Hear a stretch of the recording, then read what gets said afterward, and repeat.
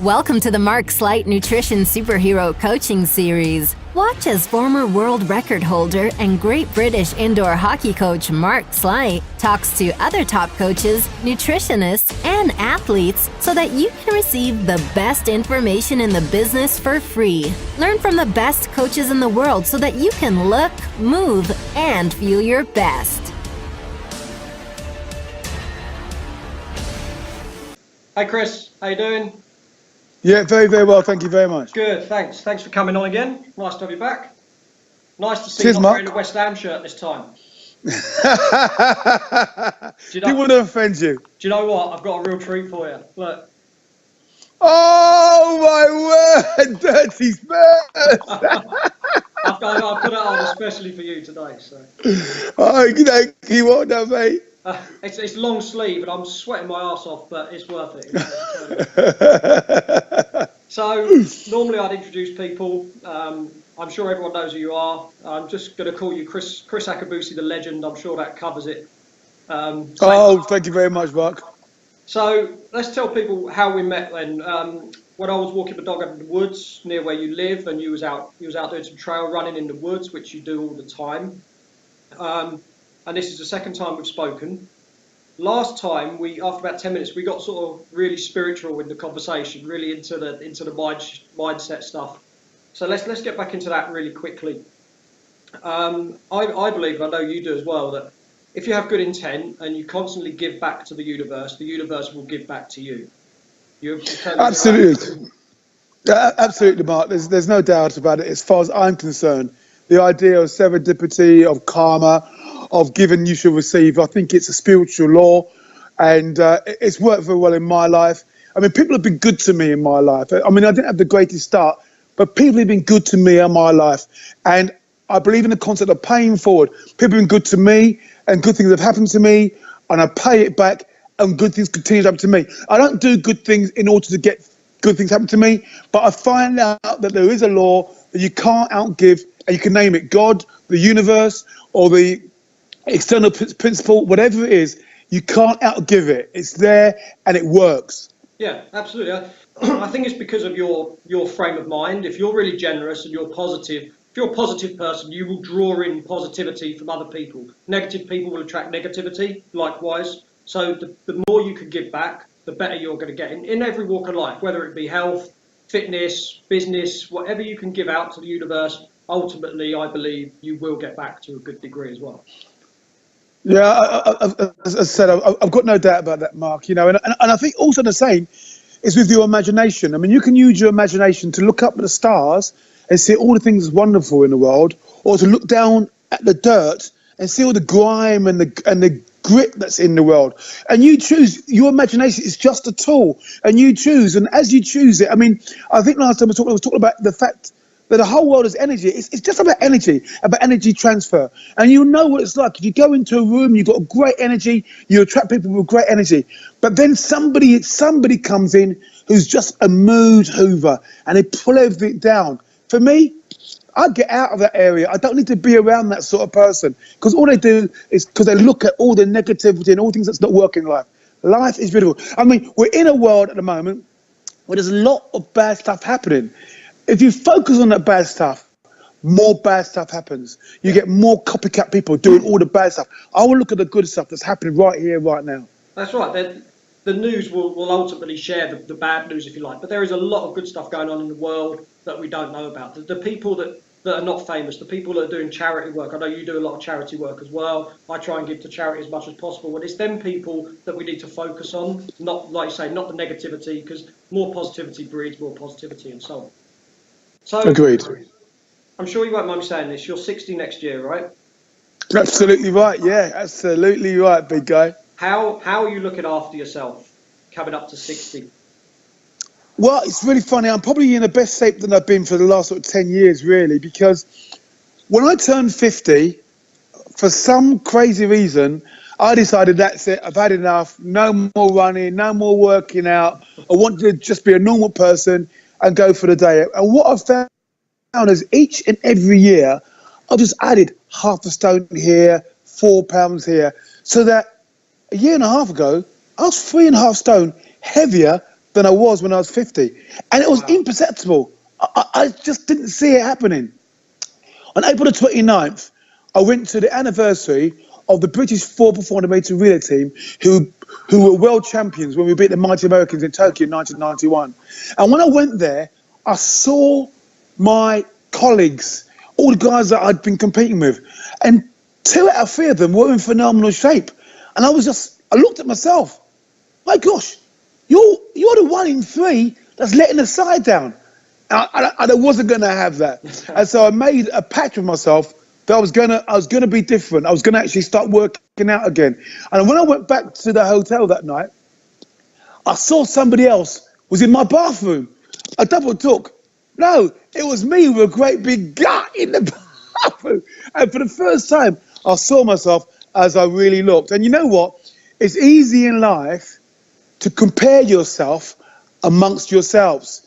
And there's a saying that you are the sum total of 5 people that you hang around with the most. Yeah. Now, it's not supposed to be literal, but the idea that the people you hang around with, the people that are in your life the most, impact your life and the way you see the world. Yeah. And I just realised over the last 10 years, I was comparing myself more with the guys at the golf club than the guys I used to hang out with in the athletics club. And so over the last 18 months, I've really kept to a real... It's not been hard. I've got a watch. This is not marketing, by the way, but it's Apple. I don't know if you don't mind me saying it, but it's Apple.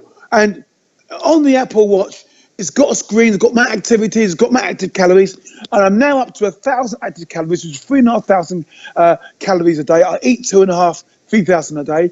And naturally, if you use more calories than you put in, you're going to reduce weight. And also, when I say very careful, I don't eat carbs after 6 o'clock. All right. Okay. So, I can have my carbs in the day, but I'm not going to have carbs after 6 o'clock. I tend to only have carbs 2 or 3 times a week. And now I'm in the best shape ever. I train every day. This morning, I got up, and what I've recognised, if I go out and I do a 3 or 4 miler, and I'll do a little circuit on the back end of it, I end up doing 500, 600 active calories. Yeah. So that's 60% of my active calories done already by the time it's 8 o'clock. Yeah. Check it out. It's a great day. It is. And don't you find you always have a better day if you exercise in the morning? It sets you up for the day. Your mind's functioning better. You've got good endorphins flowing. You feel really positive. And it does change your whole day if you work out first thing in the morning. Don't you think? Yeah, absolutely right. I think I said to you last time, you know what? I'm a big advocate in making sure you take drugs first thing in the morning. Just take those drugs. Yep. Now, I'm not talking about those chemical drugs. I'm talking about the natural endorphins, natural cortisoids, natural adrenaline glands that you secrete through the day when you're active. It is just amazing. When you come back after the hour, you're on cloud 9, you're getting yourself cleaned all up, you're just creaming yourself up, and you're ready to face that, and you're on a high. Yeah, you are. Absolutely. Changes your whole outlook on the day.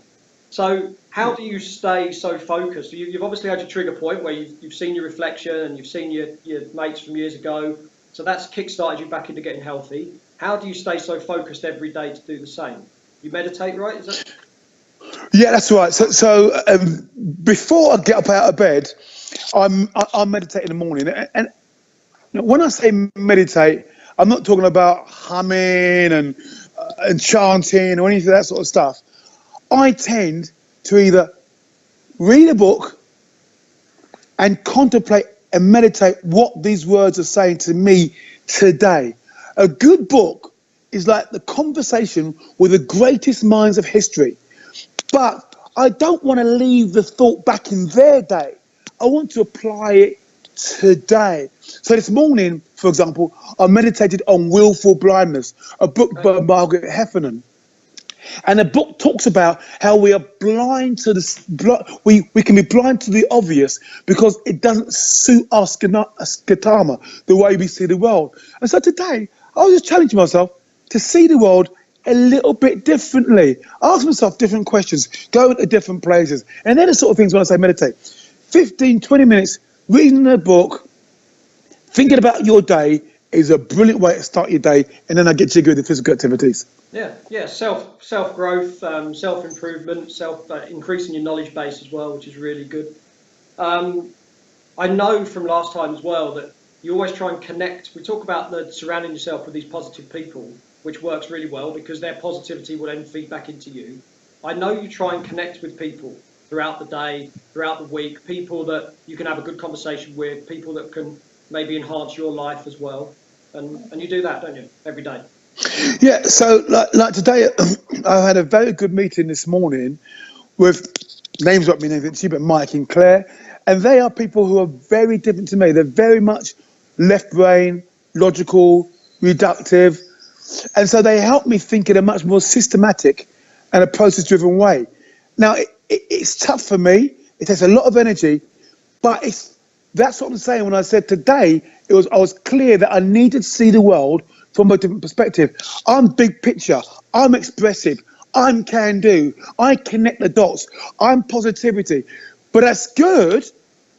It's good when you want to take action. But if you're going to take action, you need to have a plan. Action without a plan is chaos. Yeah. A dream without action is a daydream.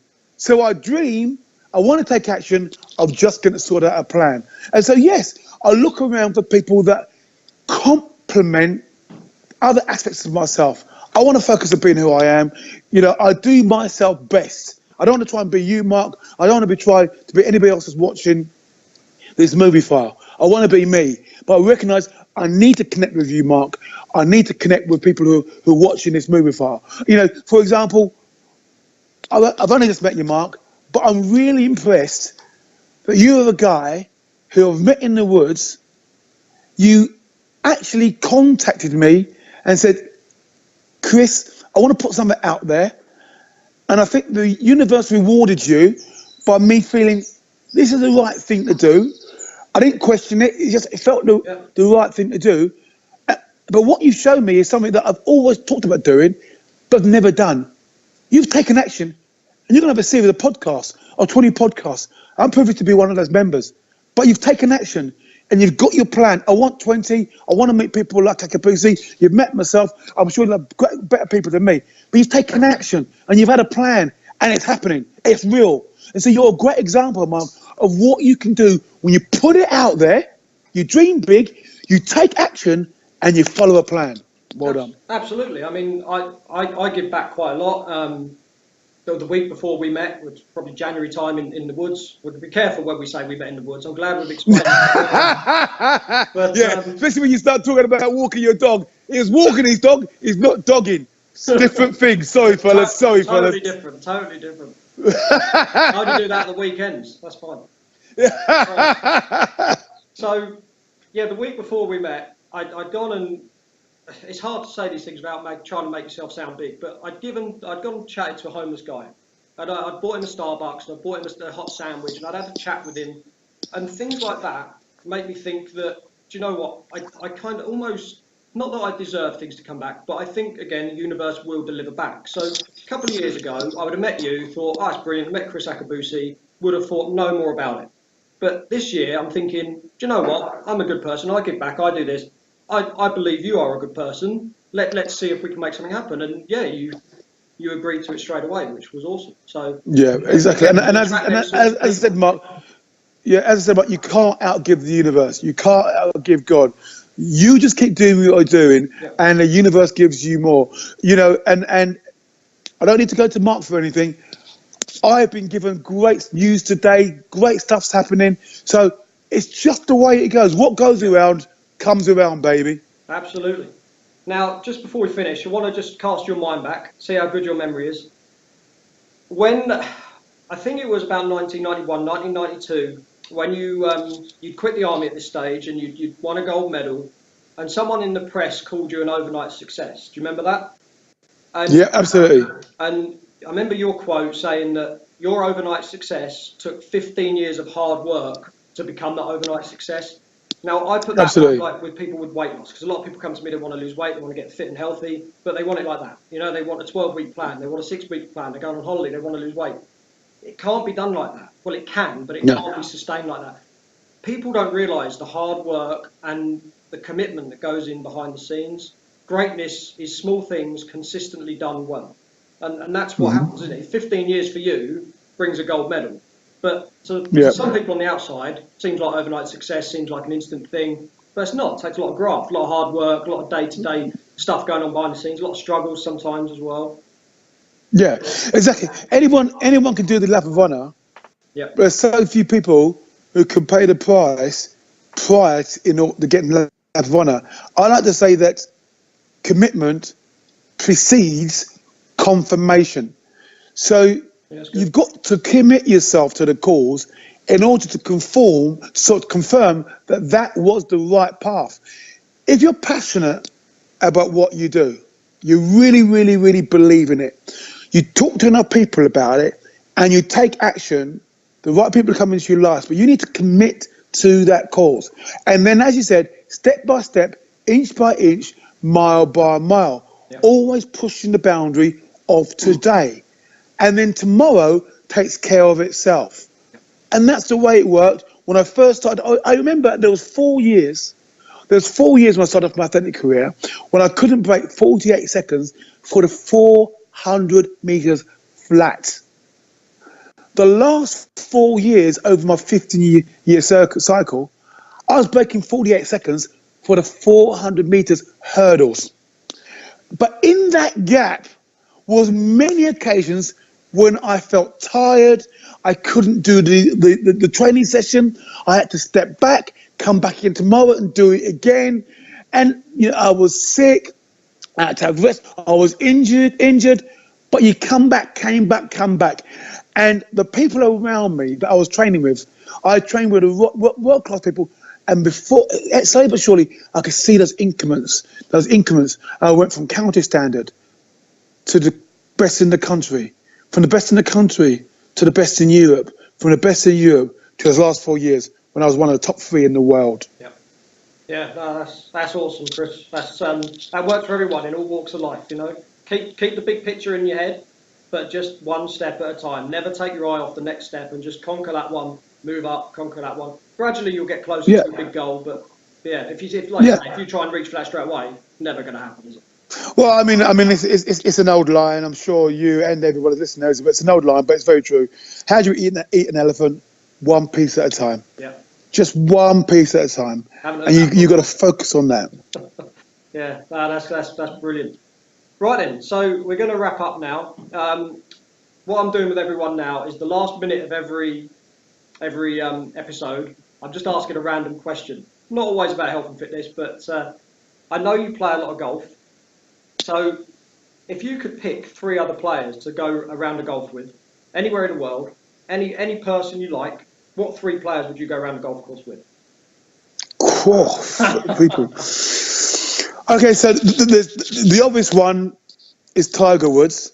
I'd want to go around with Tiger Woods because the guy was a legend in his own lifetime. Yeah. But I would hope that we get past golf, talk about life, and ask him not so much where we went wrong, but why it went wrong. Why did he think it's gone wrong? And I'd want to get below the I've got a bad back, because that's a symptom, that's not a cause. Right. So I'd love to play with Tiger Woods and just to have that opportunity to talk to him. Second guy. There's one guy you won't know, but I can play with him anyway. But in the game with Tiger Woods, I'd want to go around with Luther Blacklock. He's at my club at Woburn. Right. And the reason I would want to go with him is because I'd want Luther to video Tiger, video me, for me to see the contrast, and for us to talk about those 4.5 hours on the golf course and what we could learn and what I could do better to implement some of Tiger Woods, to be Tiger Woods and not have my ball constantly in the woods. So I'd have Luther, Tiger, and who else would I have there? I tell you what, somebody probably more my age, somebody like, well, in fact, he's older than me, like a Tom Watson. Oh yeah. Someone that's been there, done it, got the T-shirt, is my age. Watch him strike the ball, because I've probably got more chance when I say hitting the ball like Tom Watson, I mean I can never hit it as pure as him. But because he's older than me, I could learn more from him. Or no, in fact, I'd probably want to play with sort of woman. It has to be a woman, a real good female golfer who of a day. Someone like Annika Sorensen. Yeah. Annika Sorensen. She's as old as me. She's better than me, but she wouldn't try to knock the skin off the ball. So I'd be able to learn from her technique. And monkey see, monkey do. That picture could stay in my mind. There you go. Anna Sorensen, Tiger Woods, and my head coach at Woburn, Luther Blacklock. All right, cool. Well, we'll have Tom Watson caddy for you, eh? How about Okay, boom, boom, boom. Mark's in the room. that? Yeah, that's awesome, Kriss. Right, I really appreciate it. Thank you very much, mate. I thank you for your time. I'll let you get back to your glass of wine that the viewers can't see. And, Yeah. Cheers, everybody. Cheers, buddy. Take Good care. luck. See you Cheers, later. Mark. Bye-bye, mate. Bye-bye. Hi guys, it's Mark here. Hope you enjoyed that episode. And if you have found the information in this episode or any other episode in the Superhero series useful, remember, I am always here for you if you would like more information. If you would like to know a little bit more information, or you'd like to come into one of my programs or work with me one-to-one, you can contact me via the details that are currently on the screen. And remember, I'm always here to help wherever I can, and you can download your own free guide to the 9 essential steps to fat loss in the show notes. And don't forget to subscribe to my channels to see the new episodes as they are released. Take care everyone, and I'll see you in the next episode.